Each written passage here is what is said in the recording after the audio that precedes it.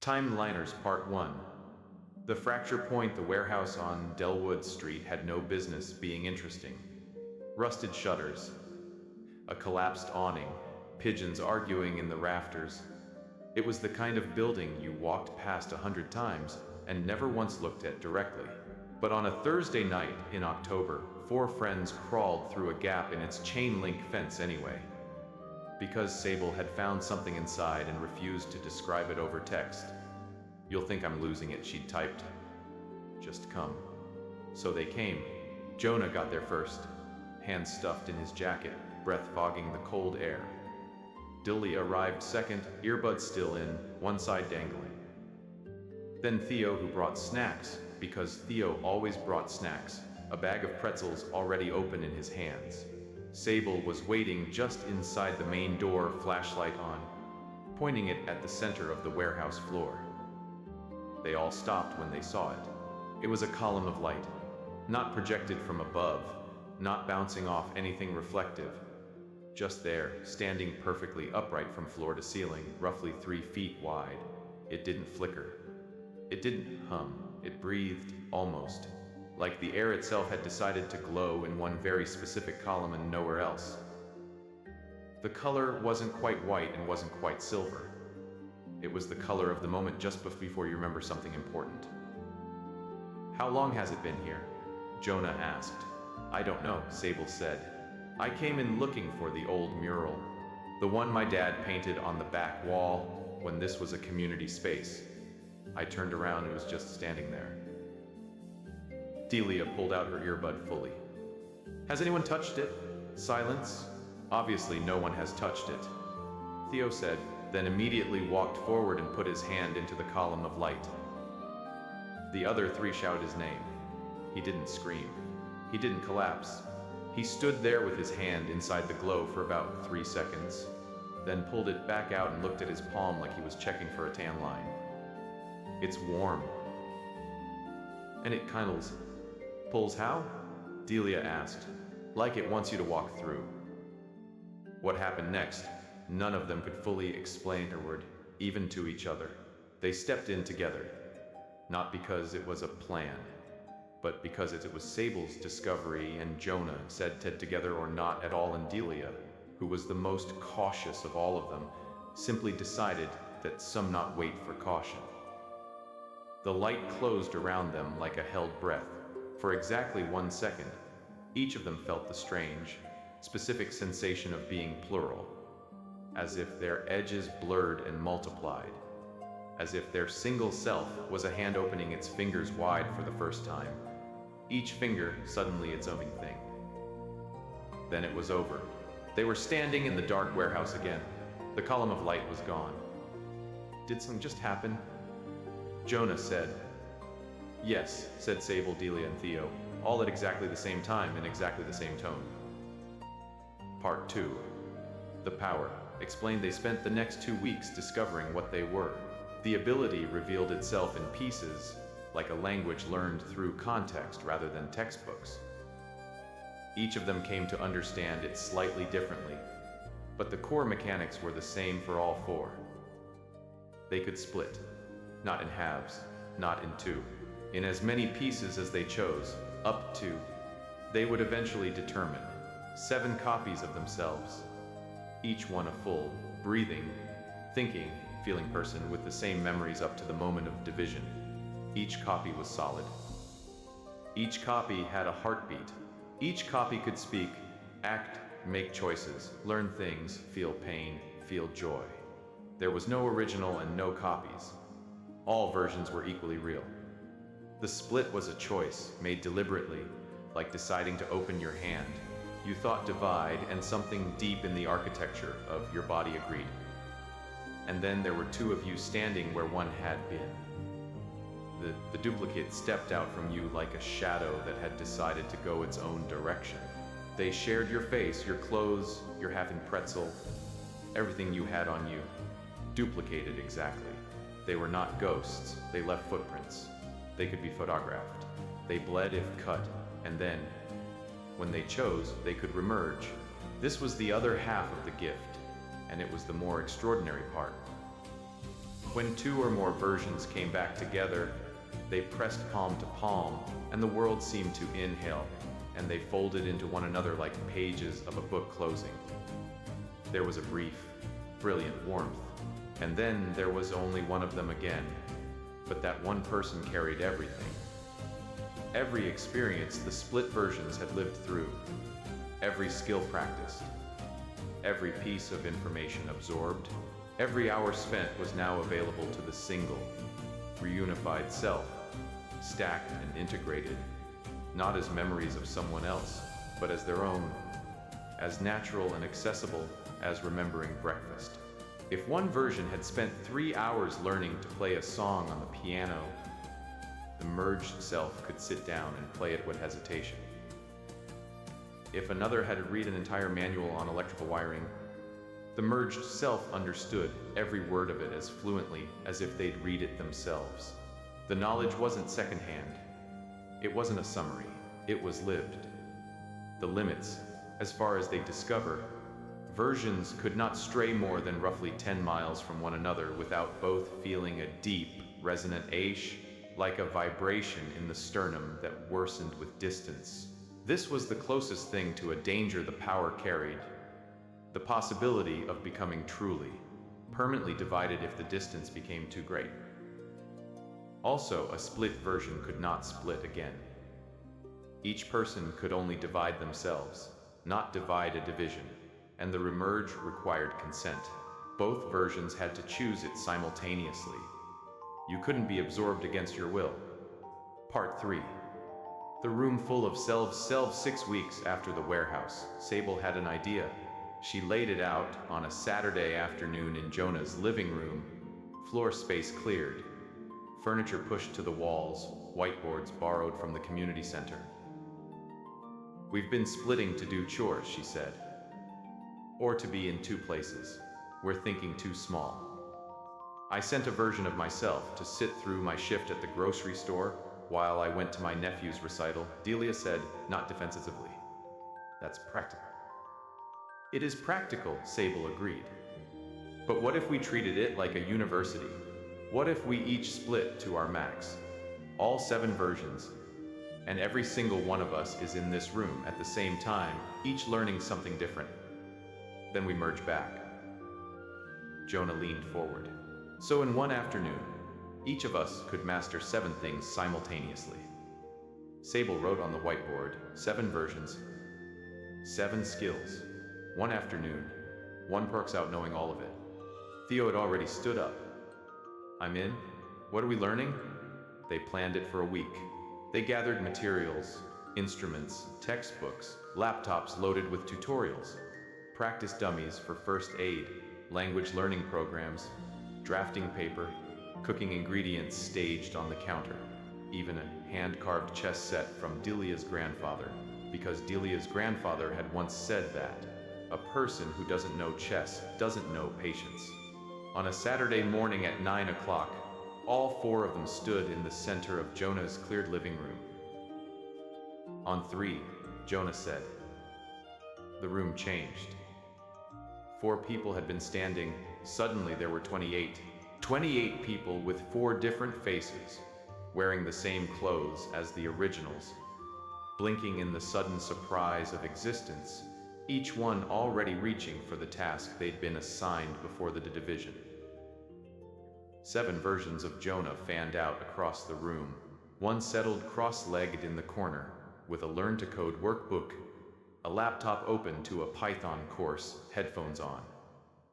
Another pulled out a medical textbook and the first aid practice dummy and got to work on CPR timing with quiet, serious focus. A third picked up the Spanish workbook and began working through conjugations with the low, rhythmic murmur of someone who knows the fastest way to absorb a language is to say it aloud.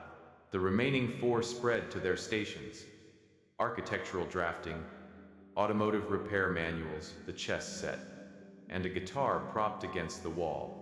7 versions of Delia occupied their own zone of the room with the contained, organized efficiency of someone who's apparently shared her deep personal hatred of wasted motion.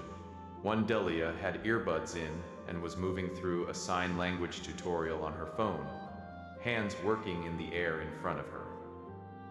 Another was reading a nutrition science textbook with the speed of someone who genuinely enjoys dense academic text. The others had claimed stations for film editing software, advanced mathematics, bookkeeping, watercolor painting, and because Delia had once said in passing that she wished she could sew. A sewing machine borrowed from her aunt, already threaded, a half-finished piece of fabric waiting. 7 versions of Theo were, inevitably, slightly louder than everyone else. One sat with cooking ingredients spread before him, working through a French culinary technique with the very specific focused joy of someone who's doing exactly what they're meant to do. Another had a drum pad and was working through rudiments with headphones clamped over his ears.